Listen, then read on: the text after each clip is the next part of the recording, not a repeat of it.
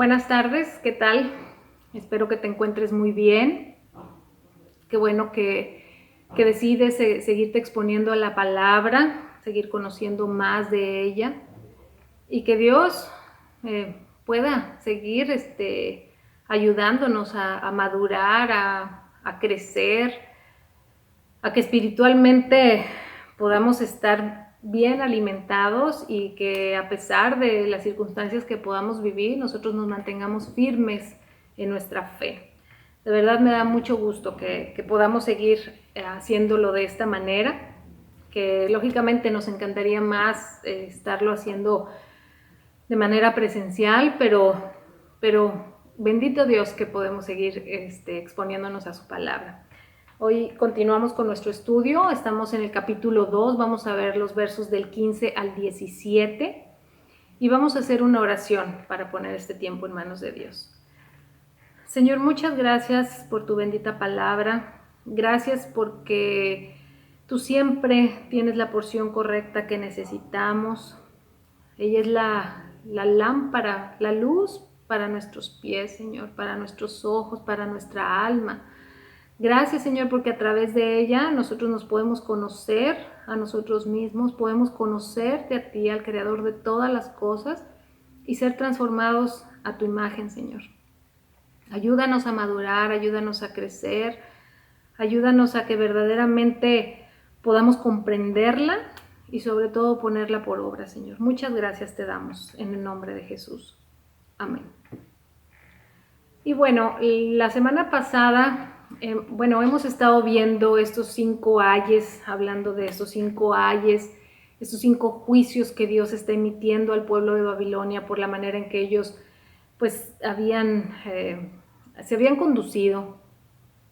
Y la semana pasada vimos que los 3 primeros tenían que ver con el amor a las riquezas. El día de hoy vamos a ver el cuarto ay, ahí en Habacuc 2, y te voy a leer los versos del 15 al 17. Y dice de esta manera: ¿qué aflicción te espera a ti que emborrachas a tus vecinos? Los obligas a beber para regodearte de la vergüenza de su desnudez. Sin embargo, pronto te llegará el turno de ser deshonrado. Ven, bebe y demuestra tu desnudez. Bebe de la copa del juicio del Señor y toda tu gloria se convertirá en vergüenza. Derribaste los bosques del Líbano, ahora serás derribado. Destruiste los animales salvajes, ahora el terror de ellos será el tuyo. Cometiste asesinatos por toda la tierra y llenaste los pueblos de violencia. Hemos estado hablando cómo Dios le está diciendo a Habacuc de alguna manera que Él va a retribuir de la misma manera al pueblo de Babilonia todas las cosas que ellos habían hecho. A pesar de que era un pueblo, más bien aparte de ser un pueblo violento, un pueblo sanguinario, ellos estaban intoxicando a las personas, emborrachando a las personas, burlándose de ellas y las estaban exponiendo a la vergüenza para que de alguna manera así pudieran ser ellos presa fácil de sus conquistas violentas. Y ahí en el verso 16, Dios lo que les está diciendo es que pronto les iba a llegar el turno a ellos y que ellos iban a tener que ser expuestos a la copa del juicio del Señor, que lógicamente eso no se iba a quedar sin castigo. Dios definitivamente detesta el pecado, aborrece el pecado, ama al pecador, Dios nos ama, pero al pecado Él lo aborrece. Y de alguna manera Él condena a aquellas personas que deliberadamente, voluntariamente, llevan a otras a pecar, que son estorbo para que ellas puedan conocer o puedan acercarse a Dios. La NBI traduce esta palabra vergüenza, que se menciona 2 veces en el verso 15 y en el verso 16, lo traduce como ignominia. Y la ignominia es una ofensa grave que sufre el honor o la dignidad de una persona. Y eso era lo que los babilonios estaban haciendo, que estaban fomentando. Estaban, como te comento, intoxicando a las personas y de alguna manera los estaban haciendo sufrir la ignominia. El honor y la dignidad de esas personas estaban por los suelos. Hoy en día creo que un ejemplo que nos puede servir es aquellas personas que se dedican a la venta de drogas, de estupefacientes, y que de alguna manera inducen a otras personas, lógicamente, al pecado y alejarse de Dios, que los exponen a la vergüenza y que el honor y su dignidad pues quedan deshechos. Otro ejemplo creo que podría ser también la prostitución, aquellos hombres que tienen redes de prostitución donde desvaloran a las chicas y las hacen hacer este tipo de cosas y realmente sufren de la vergüenza, de la ignominia. Y Dios condena, de verdad condena todas esas cosas. En la semana pasada vi una serie, se llama Atleta A, quizá la hayas visto, y es una serie que me ayudó a entender lo que Dios estaba tratando de hacerme ver en este pasaje. Quiero compartírtelo porque es un médico, un doctor, que trabajaba en la Federación de Gimnasia de los Estados Unidos, y él pues abusa de su poder, de su posición, para, valga la redundancia, para abusar de aquellas niñas, porque muchas son niñas, otras ya eran jovencitas, pero para abusar de ellas. Tristemente en las terapias o en sus rehabilitaciones, él abusaba de estas niñas y lo hacía ver como algo normal. Y de alguna manera, pues ya te puedes imaginar, fueron cientos de niñas las que este hombre abusó, y por muchos años lo hizo. Tristemente, como te comento, estas niñas pensaban que hasta cierto punto era normal, y él se valía de muchas cosas para seguir actuando de esta manera. Una de las niñas por fin se atreve a denunciarlo, pero pues no les creen y había más gente de alguna manera involucrada. Y bueno, después de años, otras chicas también se atreven a denunciarlo, y a través de investigaciones y de la ayuda de algunos abogados, este hombre por fin es expuesto y es llevado a juicio. Y la verdad bueno, creo definitivamente que no habría manera de retribuir a estas niñas lo que ellas sufrieron, el trauma y todas las repercusiones que todo esto trae. Pero él fue expuesto a la vergüenza, y lo condenaron a este hombre, y la verdad fue expuesto a la vergüenza porque cada una de estas muchachas pasó y dijo algunas palabras para él. Y algo así creo que Dios es lo que está tratando de hacernos ver a través de este pasaje, que estos hombres en Babilonia habían hecho estos actos donde, te digo, emborrachaban, intoxicaban a las personas y los exponían a la vergüenza. Pero Dios les dice: pero vendrá tu turno y tú tendrás que beber la copa del juicio de Dios. Y quiero leerte ahí en Hebreos 10, acompáñame, vamos a leer Hebreos 10, y te voy a leer del 26 al 31. Y dice: queridos amigos, Si seguimos pecando a propósito o después de haber recibido el conocimiento de la verdad, ya no queda ningún sacrificio que cubra esos pecados. Solo queda la terrible expectativa del juicio de Dios y el fuego violento que consumirá a sus enemigos. Pues todo el que rehusaba obedecer la ley de Moisés era ejecutado sin compasión por el testimonio de 2 o 3 testigos. Piensen, pues, cuánto mayor será el castigo para quienes han pisoteado al Hijo de Dios y han considerado la sangre del pacto, la cual nos hizo santos, como si fuera algo vulgar e inmundo, y han insultado y despreciado al Espíritu Santo, que nos trae la misericordia de Dios, pues conocemos al que dijo: yo tomaré venganza, yo les pagaré lo que se merecen. También dijo: el Señor juzgará a su propio pueblo. Es algo aterrador caer en manos del Dios vivo. Como vemos aquí, si Dios condena a aquellas personas que deliberadamente llevan a otras a pecar, que Él realmente lo está expresando aquí en Habacuc, de cómo Él iba a hacer que Babilonia bebiera de la copa del juicio de Dios. Y este pasaje, bueno, primeramente nos hace ver que la venganza es de Él, como hemos estado viendo, y que Él les iba a pagar conforme se merecían. Pero también dice que el Señor juzgará a su propio pueblo.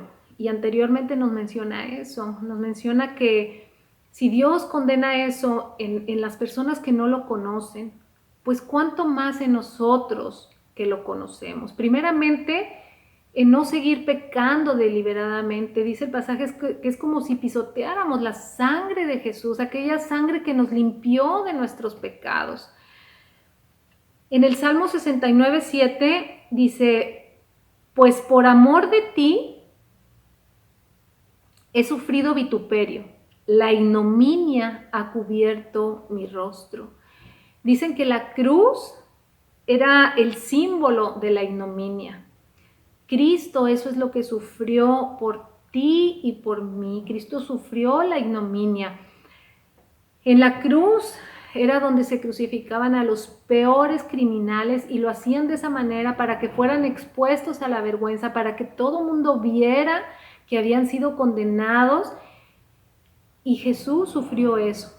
Lo sufrió por ti y por mí, aún Él sin haber pecado. Todavía el camino al Gólgota, Jesús fue expuesto a eso. Le escupieron, le gritaban, lo aventaban. Realmente nosotros como creyentes, primeramente no podemos seguir pecando deliberadamente. Él sufrió eso, sufrió el vituperio y sufrió la ignominia para que nosotros, por amor a nosotros, dice el Salmo, que por amor a nosotros lo hizo. Y ahora quiero llevarte a reflexionar todavía más allá. En Levítico 19:14, donde Dios, hemos comentado que está volviendo a formar su pueblo, que les está diciendo la manera en que debían de vivir, las reglas, los mandamientos y todas estas instrucciones que Dios estaba dando a su pueblo. En Levítico 19:14 dice, entre muchas otras cosas que Dios les estaba diciendo, les dice de esta manera: no insultes al sordo ni hagas tropezar al ciego. Debes temer a tu Dios. Te comento aquí en Hebreos que Dios nos llama a no seguir pecando. Pero ahora, aquí en Levítico 14, lógicamente podemos imaginar que sería un acto muy vil hacer tropezar a un ciego, poner una piedra o poner un ladrillo, poner un obstáculo para que un ciego tropezara. Sería un acto muy vil de nuestra parte. Pero el Nuevo Testamento toma esta enseñanza y la convierte en una metáfora espiritual. Algo que va mucho más allá de un mandamiento simplemente. ¿Qué es ser piedra de tropiezo? Piedra de tropiezo se refiere a algo o a alguien que mantiene a otra persona alejada de una relación con Dios.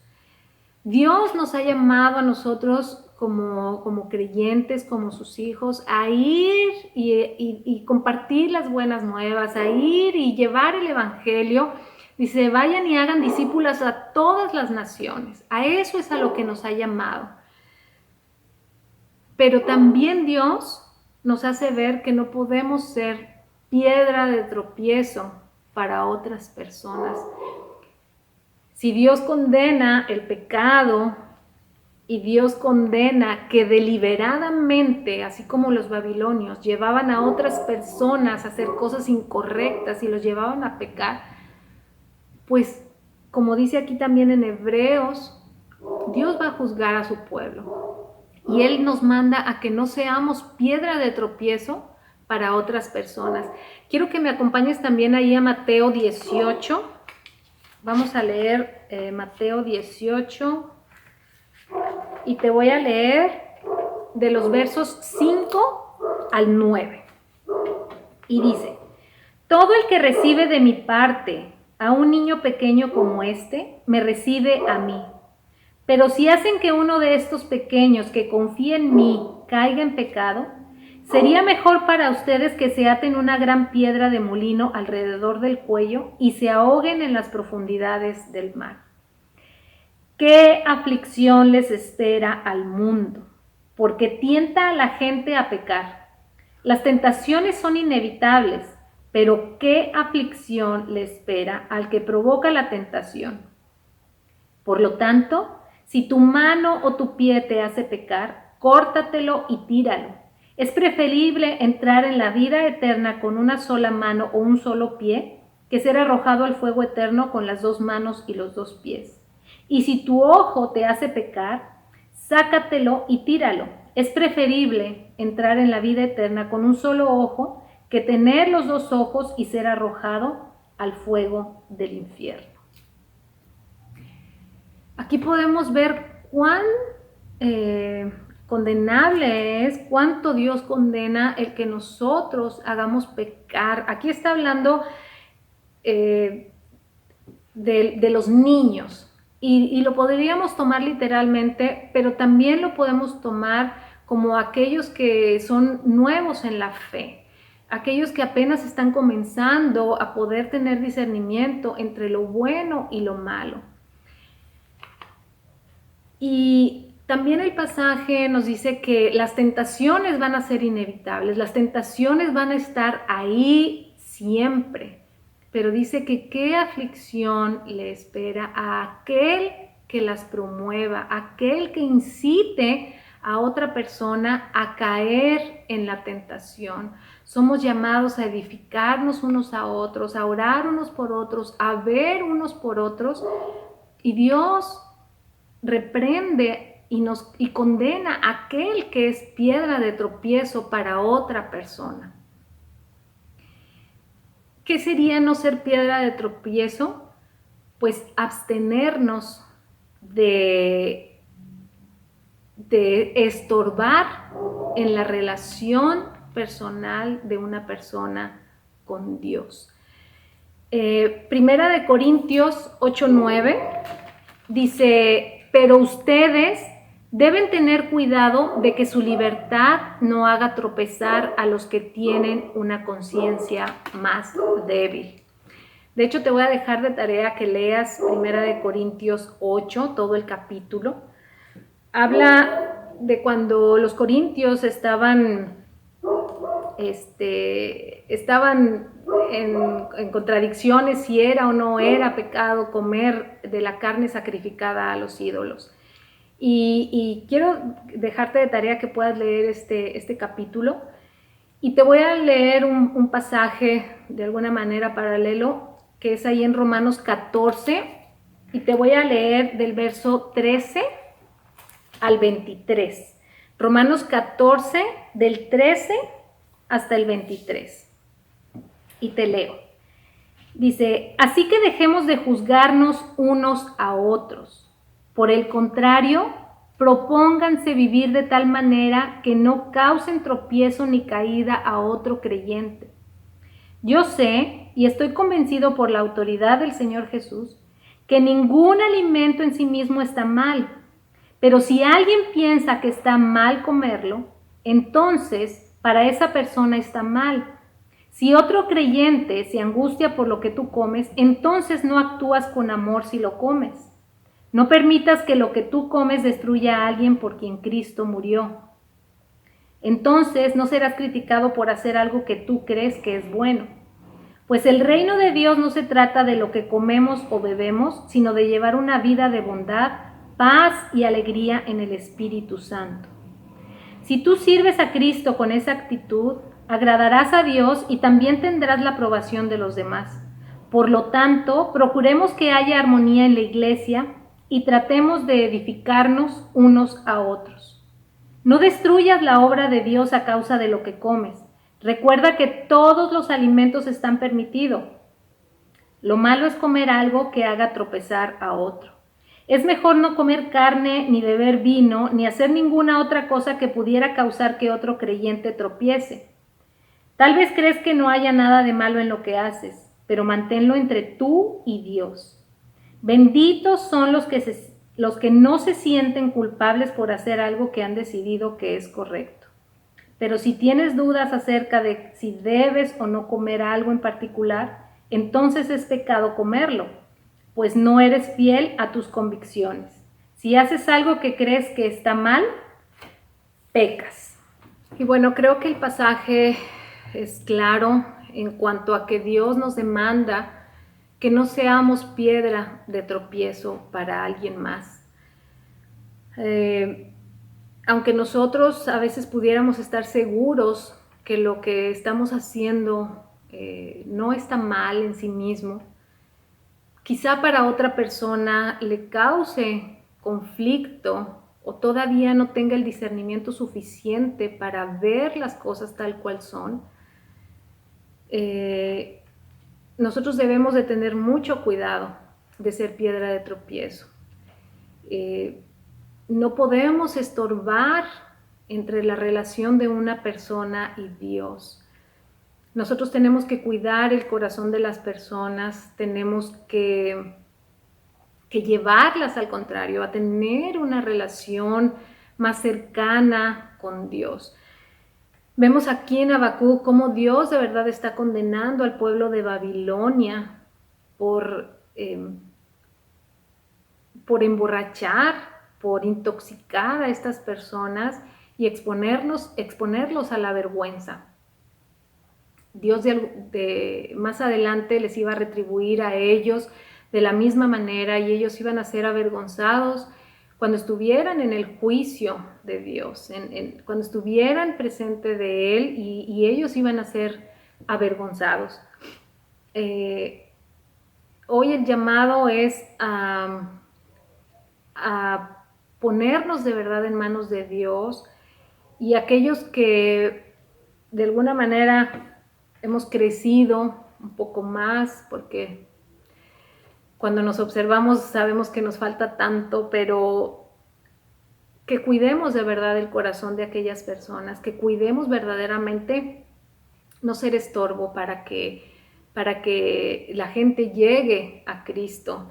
Hoy tristemente el cristianismo ha sido muy criticado y nosotros tenemos que tener mucho cuidado de siempre poner el nombre de Dios en alto y no ser piedra de tropiezo para nadie. Te dejo con esta reflexión y nos vemos la semana que entra. Bendiciones.